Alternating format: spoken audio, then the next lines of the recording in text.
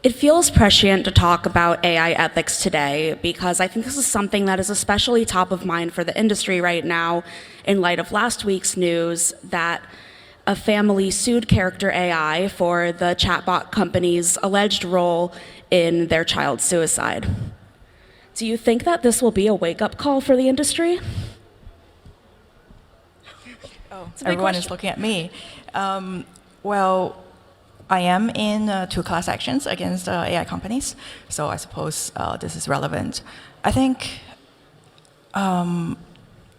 we are building something that has a lot of power and the ability to really, really impact people's lives.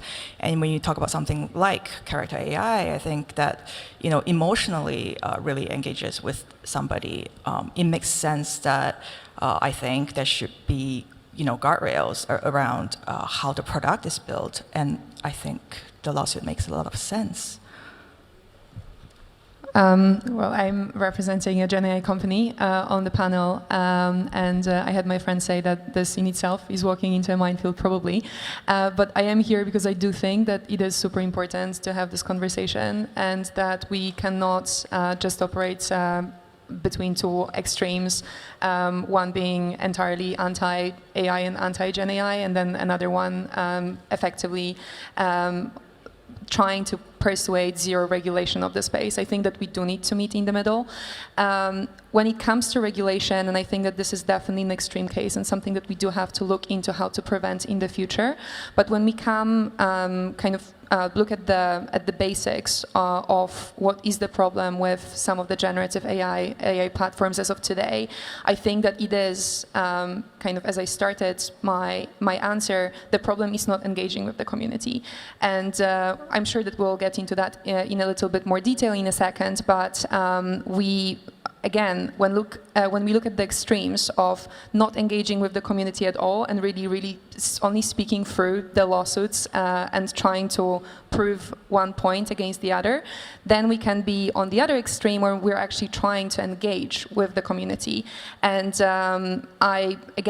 speaking on behalf of 11 Labs, this is something that has been extremely important for us from the beginning, and this is one of the reasons why we actually are inviting voice actors to be present and contribute to the work that we are doing at the platform. We actually dropped the news on Monday that since February, we paid out over $1 million to voice actors that are present on our platform and are actively contributing to our models. And there are definitely other ways that can be leveraged to make that collaboration real, not just something that we are talking about at TechCrunch panels. I think this story really demonstrates the profound stakes of the very rapid rollout that we've seen of AI-based technologies. And some of these are long-standing, almost intractable problems of content moderation, of online abuse. These are things that the tech community has been grappling with for a long time, and policymakers have been grappling with for a long time too.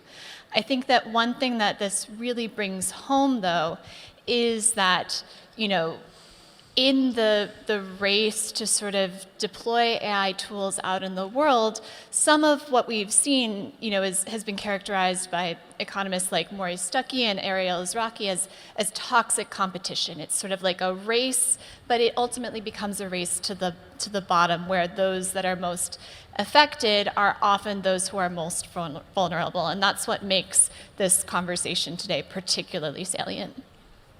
Do you think that ethical design is inherently at odds with growth of venture-backed companies?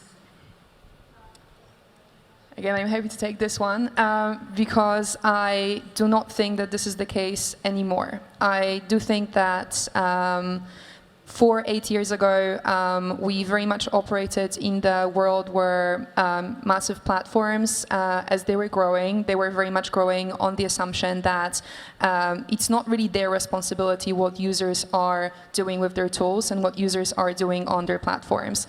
As Sarah mentioned, the questions around content moderation, what shall we moderate, what shall we allow, this effectively extends to generative AI models as well. What do we really want our users users to be generating and creating with the tools that we effectively allow them to use, mostly not freely, because the best models are not free anymore, like the platforms were, where effectively the monetization was entirely around that creation. But nowadays, I think that the ethical questions that we have become policy questions as well. And they become policy questions both within the companies when they're making decisions about what content to allow and what content should be prohibited, but they are effectively becoming the policy questions at the higher level as well. When we are engaging with regulators, when we are trying to find the right balance between what do we think is free speech and what shall we allow people to generate, if they're able to say it on the street, should they be able to say it using our model? And I think that we will be grappling with those questions for the next couple of years, if not decades. So coming from my perspective, I think we live in a world now where people are much more ethics conscious. In the past, it's definitely like, well, when there wasn't so much competition in the startup space, move fast and break things makes a little bit of sense. But we are working with something that's, has the capabilities to be a lot more dangerous, to have a lot more impact, to reach a lot more people. And looking at us, Ankara, we filter out Gen AI work, and because we don't agree with how so much of Gen AI models are built with images scraped from the internet. And we have 1 million users in our beta, right? So there's 1 million people that agree with our vision and what we care about. And this is us without any promotions, any marketing. I think as the world becomes more saturated in content, products, anything generated by AI, people are going to look for things that differentiate, things that connect to them on a personal level. And I think ethics is one of them. So I don't think it is at odds with growth anymore. Yeah.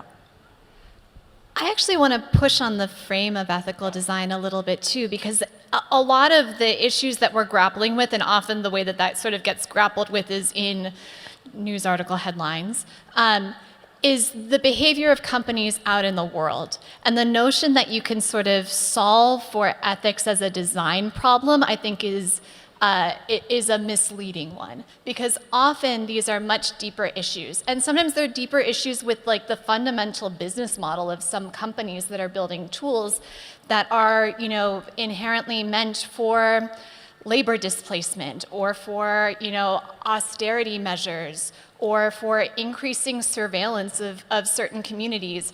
That you can't fix through ethical design. I would say, though, that in places where we do have a combination of, internalized norms and cultural values within companies that care about, the impact that their systems have out in the world, combined with very strong bright line rules or standards or regulations, that sort of mutual friction can often lead to very healthy and robust competition.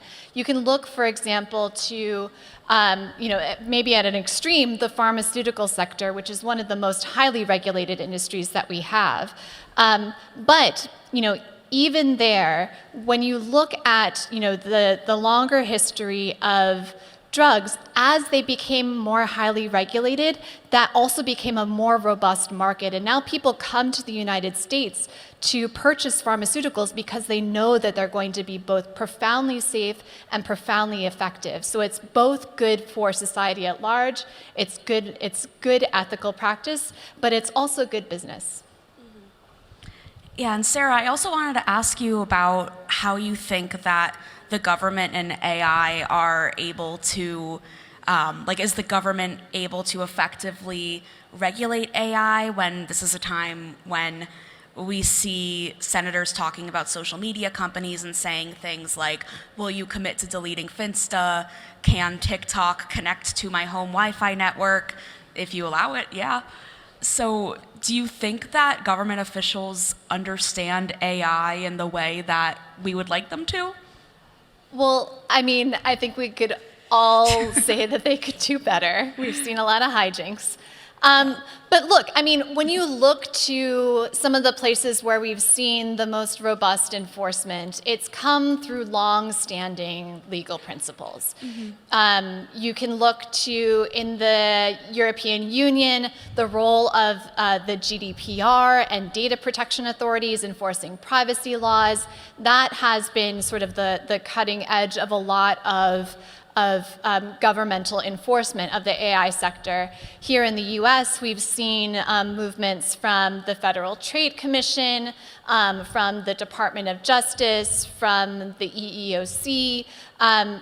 There's a number of different places, the CFPB as well. All of those agencies are taking long-standing, time-tested legal principles, but I think meeting the moment in thinking through how they apply to this, rapidly evolving sector. Yeah, and to ground things more in a bit of a real-life example, Jingna, I wanted to ask you about an experience you had where you're a photographer in addition to being a startup founder. Amazing photography. Thank you. And you had a picture that was published in Vogue, and a painter copied the photo, arguing that, well, it's online, so it's fair use. And you sued and you won the case. How did that inform your approach to generative AI? Yeah, so, well, it wasn't Harper's Bazaar, but Close enough. yeah. So the issue is, I think, so many people don't realize, especially given how much content there is being generated on social media. People forget that there is a creator, like a real person behind it, that copyright has existed for some time. And as a photographer, and my friends who are photographers or artists or writers, copyright is kind of what protects us and allows us to make a living, right? We license our work, and that's how it works. So when generative AI started becoming much more mainstream, what we are seeing is that does not work with what we are typically used to, that's been established in law. And if they wanted to use our work, they should be licensing it. And going beyond the copyright part, which maybe Sarah has more comments on, is is to do with our own image likeness and privacy around that. And I think that is also extremely concerning. Yeah, and I'm also curious, because you and Alex both are working in creative or creative adjacent fields. And I think that's something that comes up a lot is people will make the argument of, well, iPhone photography, how did that impact photographers? Drum machines, synthesizers, how did that impact the music industry? And in some ways, yes, like we still do have great music, even though a lot of it can be made with machines. But I think that gets compared to generative AI a lot. But do you think that this is an analog? Like, can you compare generative AI to the synthesizer, the drum machine, the iPhone, et cetera? I mean, there are a few different components, right? If you talk about solely the copyright aspect of it, a drum machine is not stealing the work of creative and existing individual. So I think that there's like a market difference over there. And then if you want to get into philosophical aspect of it, then people want to talk about their relationship with art. And that's a separate topic altogether. But I do not think the comparison is quite apt in this instance, no. Yeah, we actually spoke about this very briefly before the panel, because what is very interesting as well is how are we going to be labeling those creations that are either entirely created with LLMs or are supporting artists in their work and in their art? Is there a difference if I'm using one of the tools from 100 tools that I've used in the creation of this specific piece of art? Is that something that means that this specific piece of art should be labeled as AI supported or AI generated? There is actually an initiative called Content Authenticity Initiative that was created by Adobe, and 11 Labs is part of it as well, which aims to find ways to not only create those provenance solutions where you're adding specific metadata, watermarking, hashing on top of all types of media, from text, images, videos, audio, to then actually give the proper signal to the users, to the consumers of the content about where it came from. However, if we now add one specific tool in Photoshop that allows you to change a minor bit of the image that you took as a real professional photographer, does it mean that it should be labeled as AI-supported or AI-generated? Actually, Meta was one of the first platforms that was also testing what does labeling content as AI-generated actually do to the behaviors of the users. And we not only see problems with creators being not very happy with having their creations labeled as AI-supported or AI-generated if they don't think that it was a meaningful impact, but also it actually impacts the behaviors of the consumers of that content. Because if I'm labeling content as AI-generated for safety purposes, because I want my users to know that something they're looking at is not real, then if I mislabel something, is this going to change the behavior? Or if I label 98% of the content correctly, but 2% is false negative, it's not being labeled, then will everyone believe that that content that wasn't labeled is definitely real? So it opens up many other problems as well. Yeah, I think it's definitely a challenge that AI currently is not very good at telling when something is AI generated. So with the Meta example, my friend got engaged and posted a picture of him proposing, and it got flagged as made by AI. So yeah, that was kind of a funny gaffe. But Sarah, from the ethicist perspective, do you feel like ethicists are being listened to? Tough question, man. I mean, so if you look back over a longer history, there was a moment not that long ago where, you know, some of the most important gains in understanding AI's impact on the world came from within the tech companies. Mm-hmm. It came from, you know, workers in large tech firms who were organizing on ethical bases, who were saying, you know, I don't know that I believe in the thing that I'm being asked to build, or I don't like the way that it's sort of being rolled out into the world, and they banded together and sort of brought this to the companies, or they more actively protested. And this was a really important moment and a transitional moment in the field of, you know, those of us who have been working on thinking through the societal implications of AI. Now, a lot of the folks who were doing that internal organizing experienced, you know, very sharp retaliation. And so that current of worker-led organizing that was really robust and I think healthy has essentially died off now.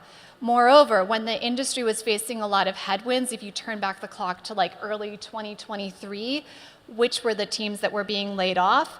The ethics teams. And so I think we've seen several signals that ethics teams are not sufficiently taken seriously within the companies. But I think it also shows sort of the futility of a purely self-regulatory approach, that we need to have, you know, both internal and external friction to get to a really good place. And just to add to this as well, I think that when you look at ethics and policy teams at companies that are developing some of those solutions, very often it's not even required to be a whistleblower by raising some issue in the public, going to the media, but just walking away from the project can be a strong enough signal that something is going wrong. Absolutely, yes. Yeah, I mean, we're seeing that with OpenAI, where I can't even keep track of how many people have left, which, I don't know. I mean, we'll see what happens with that story.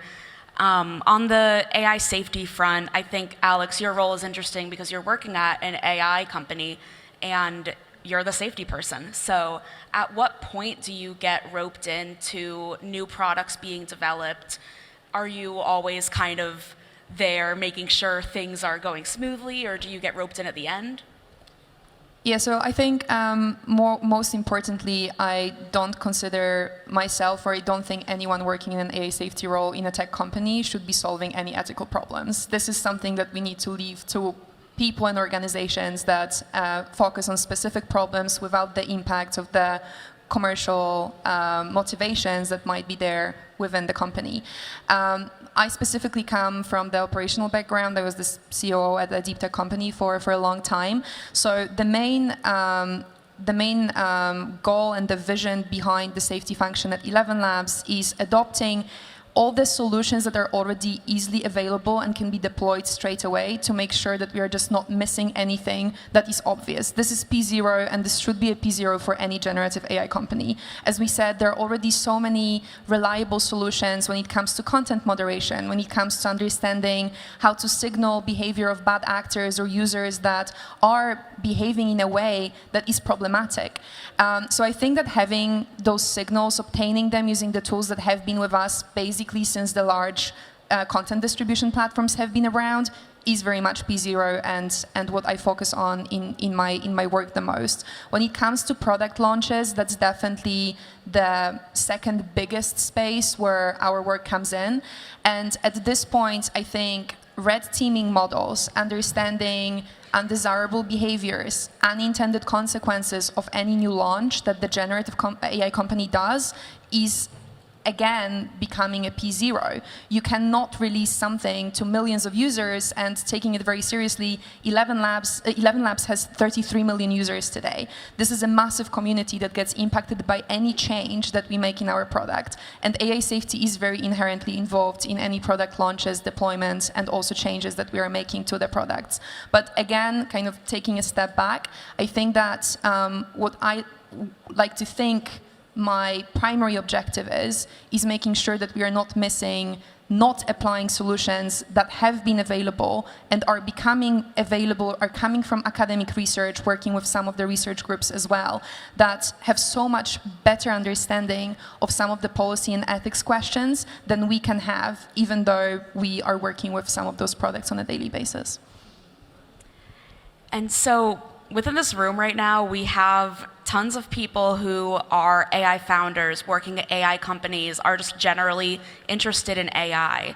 What's something that each of you would want to tell an AI founder about ethics and safety? I think it's very, very important that we build responsibly. Not just obviously from a perspective where we care about mankind, but also as a founder, legally, just I would think about worst case scenarios that could happen and build around that, whether it is an impact on your user and which could impact your company, right? Going around that, have backup plans, which is what we do. For example, we use a third-party service to detect AI. That's how we filter it out. But we might reach a point where AI identification is not going to have a high confidence rate of being accurate. Then we have backup plans for that when that happens.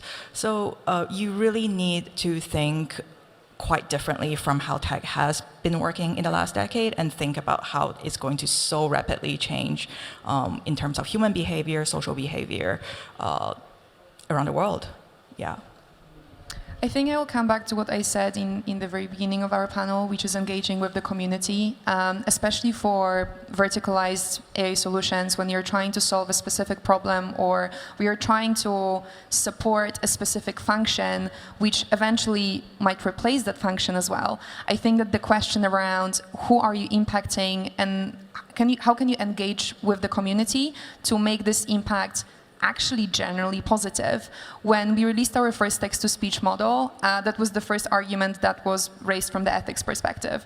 Does it mean that we don't need voice actors anymore? Does it mean that everyone will be able to create their own voiceover for their movie without any role of voice actors that have been so much at the heart of the movie industry and entertainment? What we did, we effectively turned the question around and started thinking, how can we engage with that community so that instead of taking that work away, we give them new opportunities, for example, through allowing monetization of their voices and effectively opening up opportunities for passive income when they're working on other projects that cannot be replaced by AI. So I would say engaging with the community and really looking at this vertical impact would be something that's most important from the safety perspective. I think nobody gets into this work unless they believe that what they're going to do is going to make the world better in some way. Like, it's too hard otherwise, right? And, you know, I come from the world of folks who are, you know, sort of navigating the minefield, as the title of this panel puts it. And I think the folks that are working from that space also are operating from a place that, like, the world could be better than it is today. And, like, the critique is operating in service of that belief that, like, things could be better. And so I think for those who are founders today, I think taking the moment, the beat to think about, like, in whose interest is my business model working? In whose interest is this technology serving? Who's going to be harmed by it? Who's going to be disproportionately helped by it? Like, those longer legacy questions, I think, are really profoundly important for this moment right now, because we are at an inflection point where there are tons of resources being, you know, sort of moved into this space. And I'm really worried that right now there's just such a rush to sort of push product out onto the world without thinking about that legacy question of what is the world that we really want to live in, and in what ways is the technology that's being produced acting in service of that world or actively harming it. Yeah, I mean, it sounds like from all of you, you're saying that we want people to be thinking about, from the forefront, how can people potentially use this product in a negative way, and how do you build against that? And I think that it's really important that safety and ethics are at the forefront of everything that people build. So thank you so much for talking about this today. Thank you for having us. Thank you, man. Thanks.